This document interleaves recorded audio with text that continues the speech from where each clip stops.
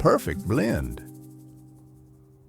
There was an old man who lived just beyond the edge of the village, in a crooked wooden house he had built with his own hands. The timbers came from his private forest, a place he had tended and shaped over decades. Every tree he had planted with care, grown straight and strong, and when the time was right, he would fell them one by one and turn them into something beautiful. Bowls, chairs, flutes, tobacco pipes, each one was smooth, solid, and made to last. His name was Walter. People in the village spoke of him fondly. He came to the market on Sundays, never missed a fair, and always brought something fine to sell. The children liked him for the little carved animals he would sometimes give away. The elders respected him for his quiet, steady way. Everyone knew Walter, but no one ever truly knew him. He had lived alone all his life. He had never married, though there had been whispers once, long ago, of a girl he loved who left for the city and never returned. Walter never spoke of it. Instead, he smoked his pipe and kept searching. For what exactly, no one knew. But if you asked him, he would smile and say, "The perfect tobacco. I've not found it yet." He had tried everything. Flakes from Ireland, ribbons from Virginia, Latakia from Cyprus. He grew his own leaf for a time, curing it in the loft above his workshop, blending it with honeysuckle and old applewood. He would light a bowl in the evening, sit on the worn bench under the chestnut tree, and close his eyes as the smoke curled up into the sky.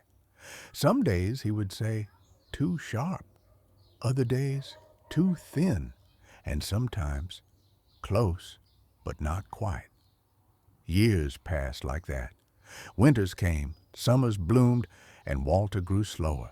His hands became a little less steady, his steps a bit more cautious on the mossy path to his forest.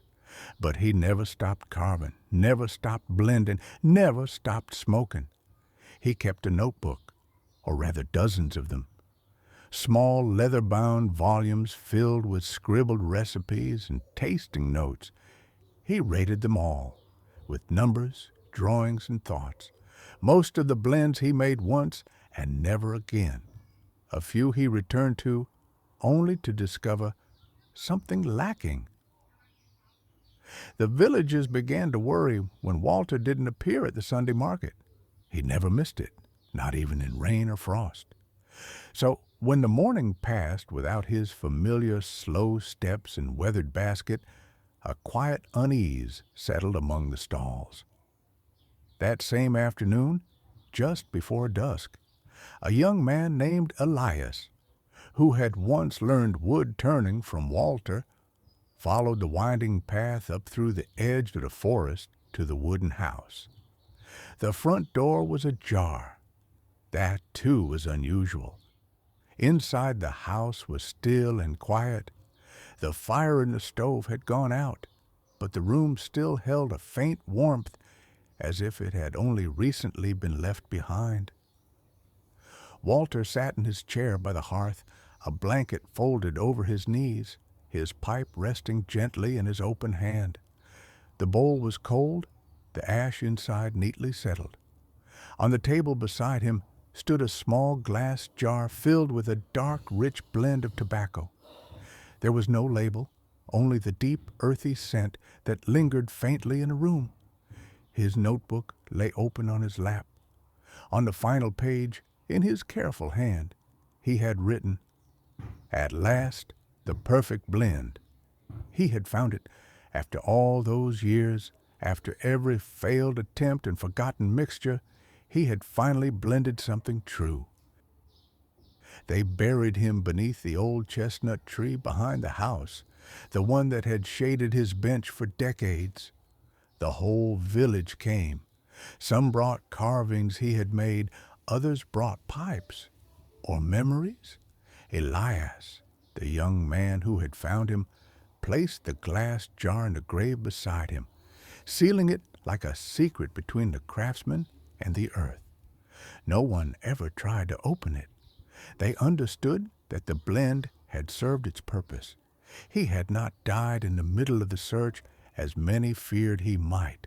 He had ended it. And though he had lived alone, he had not been forgotten. His life had been a quiet one, shaped with care, carved from wood and time and silence. And in the end, with one final pipe, Walter had found what he was looking for, the perfect blend, and with it, the quiet satisfaction of a life complete.